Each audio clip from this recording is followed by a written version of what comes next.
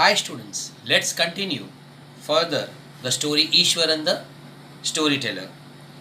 Remember the last but not the least I had mentioned Ishwaran, page 13, first para, last line. He could weave out endless stories and anecdote on varied subjects.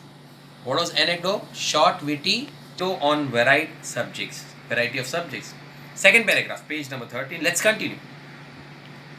Ishwaran also had an amazing capacity to produce vegetables and cooking ingredients, seemingly out of nowhere, in the middle of a desolate landscape with no shops visible for miles around. Such a long sentence, right? Let's understand.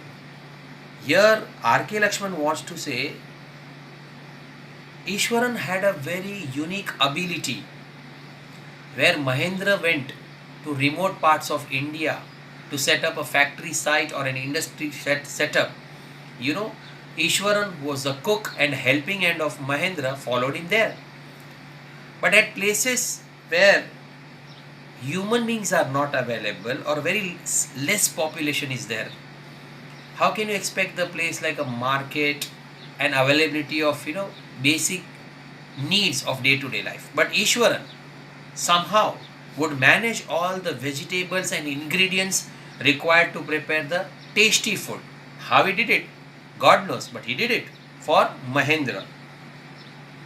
Please underline the word desolate, lonely, landscape, places.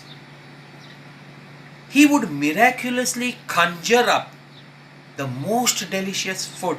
Means he was good at procuring, getting vegetables and cooking food seemingly out of nowhere in the middle of a desolate landscape. Seemingly out of nowhere means what? The vegetables were very difficult to find. They were at some far away places, because I remind of you, Mahendra was a supervisor working with one of the firm, and he had to travel a lot and sometimes into the remote part of villages in the remote country areas where there were no human settlements. So possibility of a marketplace to get the things, vegetables, fruits, was ruled out. So seemingly out of nowhere in the middle of a desolate landscape, desolate, lonely landscape places with no shops visible for miles around. मीलों दूर तक कोई दुकान नहीं थी, ना सब्जी की ना फ्रूट की. Still, Ishwaran used to manage somehow. He would miraculously conjure up, underline the word conjure, prepare the most delicious dishes made with fresh vegetables within an hour. एक घंटे में बहुत ही बढ़िया खाना बना लेता था Eswaran. Within an hour of arriving at zinc sheet, temporary house made up of tin and some roof at a new workplace. Mahendra would be up early in the morning and leave for the work after breakfast. What was the daily routine of Mahendra? He would get up very early in the morning and leave for work just after breakfast. But also some food, carrying some prepared food with him, because there was no proper time of his arrival, no fixed time. So Ishwaran was very good. He not only prepared good breakfast for who? Mahendra, his master, but at the same time cooked some extra food which Mahendra would carry with him, because he would come quite late in the evening. Meanwhile, what Ishwaran do at home? Meanwhile, Ishwaran would tidy up the shed, clean the place, wash the clothes and have a leisurely bath. Leisurely means what? Very comfortably, because there was nobody at home. He was all alone and he did the things at his own pace, aram se. Pouring several buckets of water over his head, muttering a prayer all the while. Muttering means what? Murmuring. He was a bathroom singer also. He would sing the prayer. It would be a lunch time by then.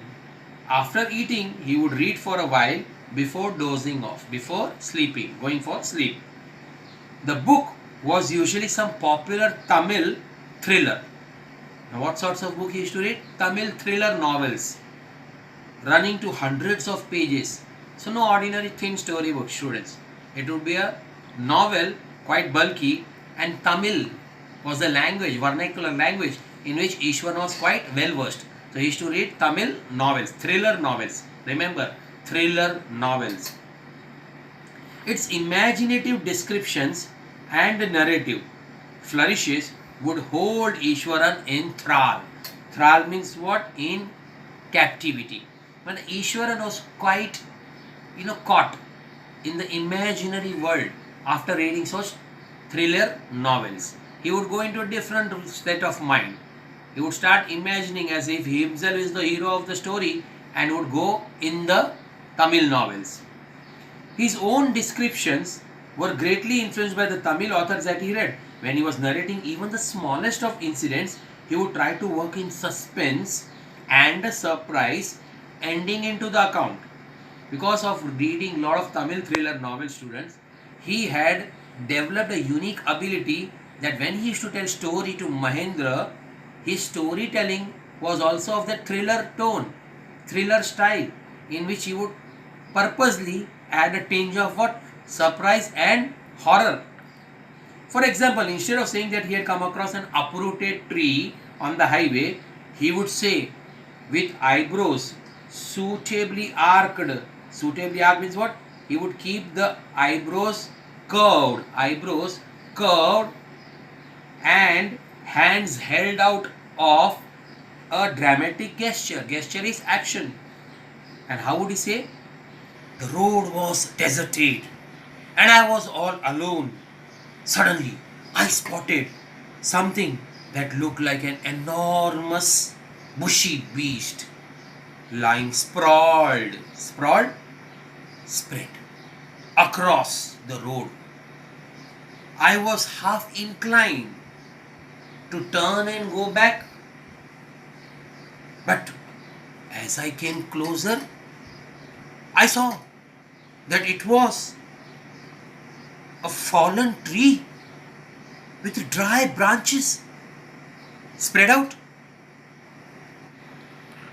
Mahendra was stretched himself back in his canvas chair and listened to Ishwaran's tales uncritically, without making any faults, without identifying any faults.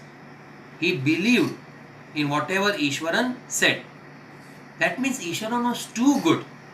He could easily captivate anybody's interest by saying some false stories, but in such an artistic way as if people considered it must be really have happened.